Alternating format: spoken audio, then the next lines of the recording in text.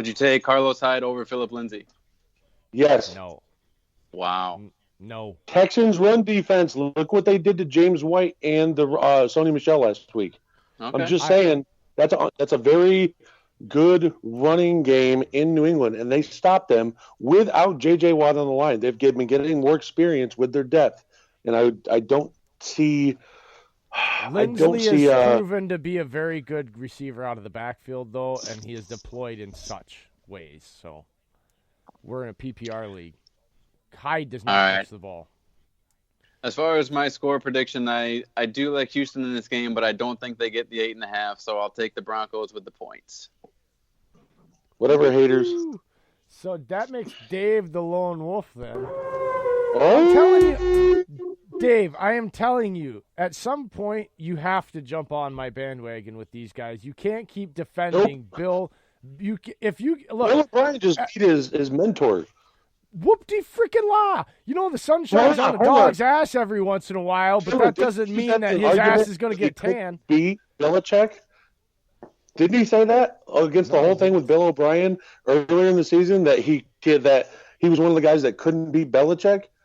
And now I never said anything about him beating Bill Belichick. I said that he was a mediocre coach and that even his good wins, big freaking deal. He doesn't do it consistently. Like his beating teams like New England, if you look at since he's been a head coach, are erratic at best. They are exactly the scenarios I put out. They're the sun shines on a dog's ass every once in a while. They have a good game plan. New England's not having a good day, or that team's not having a good day, and they show up and they get lucky. Then they turn around the next week and lose to a team like the Broncos. I bet you anything they lose this game, and everybody will be going, well, how the hell do you beat New England one week and come back and lose the Broncos?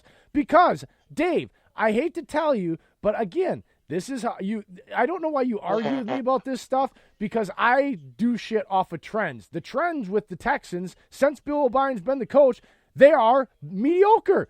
They're just above 500. They don't have any great playoff wins. That's not just above 500. I'm saying their overall record under Bill O'Brien is just above 500. He is mediocre. He has a decent game, but it's not because he's a stellar coach. His ex-GM traded for Brock Osweiler. What do you expect him to do? All right, I'm done with Bill O'Brien. I'm sorry. You're going to find out at the end of this thing that they're going to end up deciding to move on from him, the same reason why the Cowboys will finally move on from Jason Garrett. And I bet you anything, I don't give a shit who they have, the next head coach will come in, and the players will actually be energized. Bill O'Brien is the bizarro clap guy. He doesn't get fired up. He's just like, he's meh on the sidelines until he gets really pissed, and then he's screaming at everybody, and he doesn't even make sense when he's talking. Bill O'Brien's not a bad guy. I don't hate him, but this idea that he's this stellar coach and that you have to keep Bill O'Brien as your coach because he's going to get your team a championship, I think is laughable at best. That you're hanging on to a guy that's going to keep your team around 500 overall. He's going to have a few good seasons, and he's going to beat a few good teams here and there to keep you around.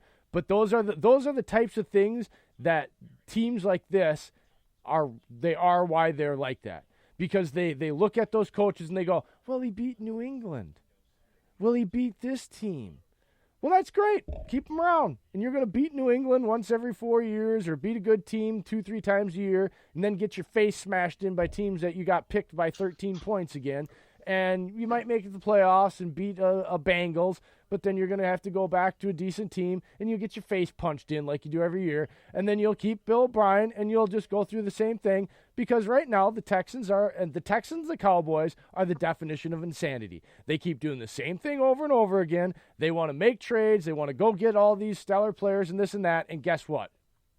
The results end up the same. So you're comparing an 8-4 team to 6-7.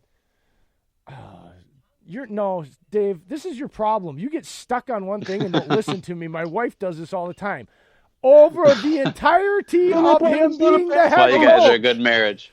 Over the entirety of him being a head coach. Over the entirety of Jason Garrett being a head coach. They are mediocre.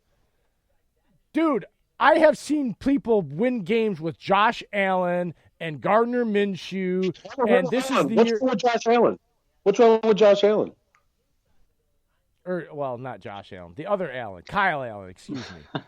Get them confused. Too many Allens I was about to say, here. 9-3 and has been whoa. Wrong Allen. Wrong Allen. All right, guys. Let's talk Bill O'Brien. Let's save him for the offseason when we talk about hot seat coaches. Meanwhile, we'll move into the old matchup everyone's been waiting for when the San Francisco 49ers travel to New Orleans, the Voodoo Dome, to take on these New Orleans Saints. Drew Brees and the boys taking on the number one defense. Guys, is this a 1 o'clock game or a 4 o'clock game? It is a 1 o'clock game. What the hell, man? What is wrong with the NFL and all the good games are on these crappy-ass times? These good games are not supposed to be on at 1 o'clock when we've got the Packers and the Redskins. That's a 1 o'clock game. These games should be prime time and 4:25. Ridiculous. I'm getting so because you know what? It makes my Sunday suck because then when the Packers get over and I go to watch the next set of games, all the good games were playing at the same time as the Packers game. This is irritating as hell. Sorry. Right now at home, these Saints are favored by 2 points. You've got an over-under of 45.5 points. We've got a score expected in this game. Some key injuries, guys, in this one. Safety Jaquiski Tart is going to miss the game for San Fran with a rib injury. Very athletic playmaker in the secondary for the 49ers. Joe Staley is questionable with his finger injury. Wide receivers Dante Pettis and Marquise Goodwin, both questionable with knee injuries. For the Saints, you've got guard Andrews. It is Saints favored by 2, over-under of 45.5. Ooh, that's a tight game. Missing for the Saints, you've got guard Andrews Pete, linebacker Kiko Alonso, and linebacker A.J. Klein, as well as fullback Zach Line. All guys who, maybe not household names, but very key pieces of the Saints team. And then Teron Armstead, questionable with an ankle injury, as is cornerback Patrick Robinson. There's one person that the 49ers have not faced all year long that has a skill set. It's Alvin Kamara. The guy is a Swiss Army knife, rushing, pass catching. I just don't think they have an answer for him because Quan Alexander went away. Now you have Fred Warner. Yeah, Fred Warner's a good compliment, but this is Alvin Kamara, and you still got some good backup tackles in for the Saints. It's not like they're a bunch of bums there. I mean, there's a reason why they're 10-2, and they still won with Teddy Bridgewater, No, that's true for sure. San Fran's happy to get D Ford back, though. He's missed the last 2 games with a hamstring injury. He's got 6.5 sacks on the season. He's a big part of where this young 49ers defense wants to be. Obviously, they signed him with high hopes. So great to have him in the lineup. For the Saints. Okay, I have a question for you. Yep. Saints pass rush or 49ers pass rush? Oh, I'll take the Saints pass rush all day long. Or, the Niners. Okay. I don't know why I said that. No, don't you go back. I'm taking the Saints. I think the 49ers, it showed last week, once you get enough pressure on those backup tackles or Mike McGlinchey that's coming off of how many weeks of being out, I just don't like the 49ers pass rush over the Saints because, you got Cameron Jordan. You have Sheldon Rankins inside, who's becoming the next Aaron Donald right now. People don't realize how good he is.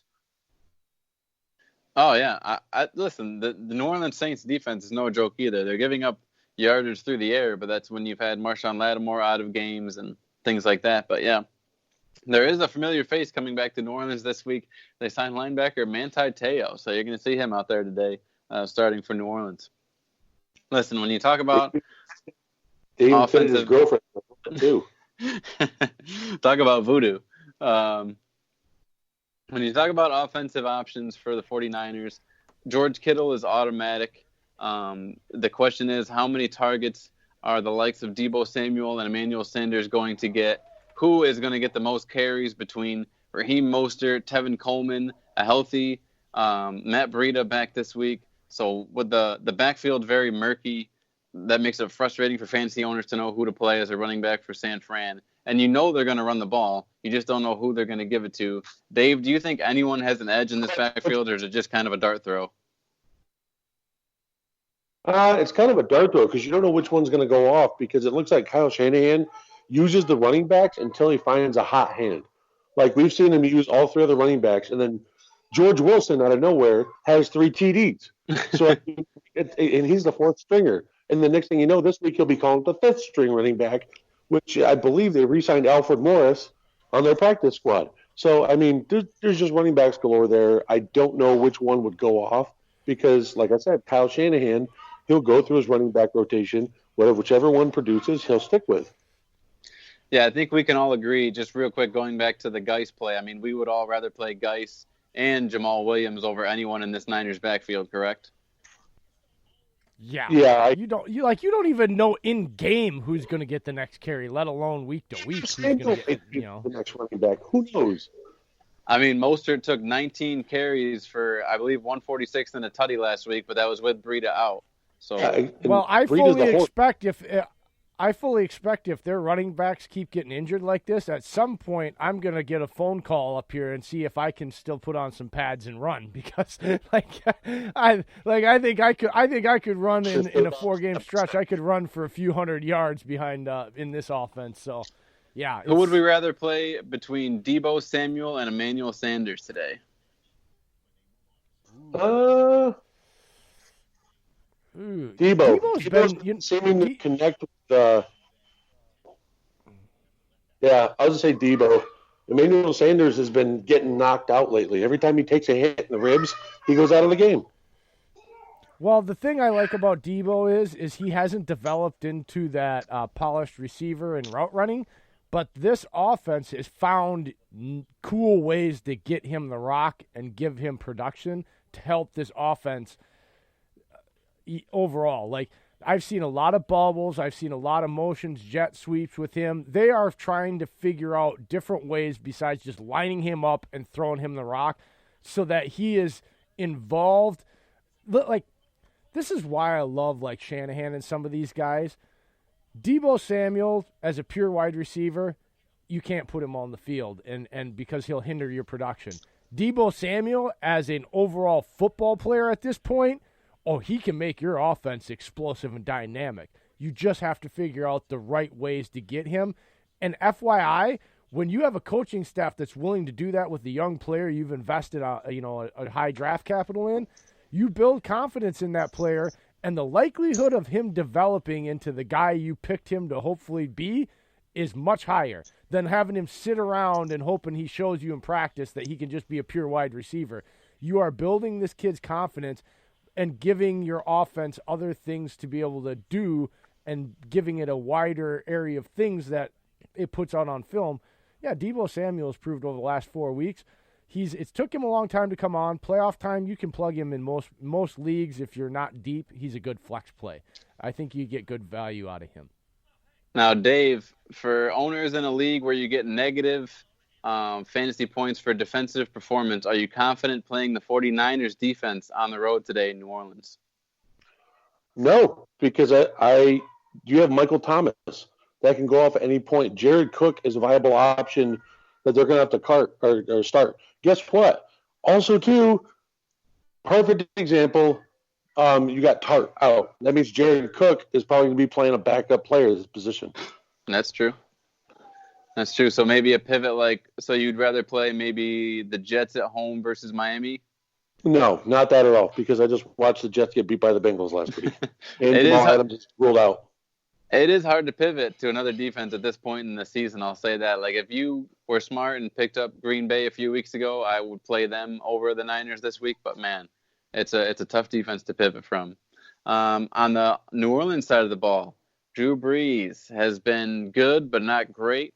Kamara is obviously a must-start. He's automatic, plug-and-play. Michael Thomas, despite the matchup with Sherman, is a plug-and-play. I'm expecting a big game from him. You just mentioned Jared Cook, who I think, the Jaquiski Tart storyline, yeah, the narrative there, that's perfect. I think Cook's going to have a big day.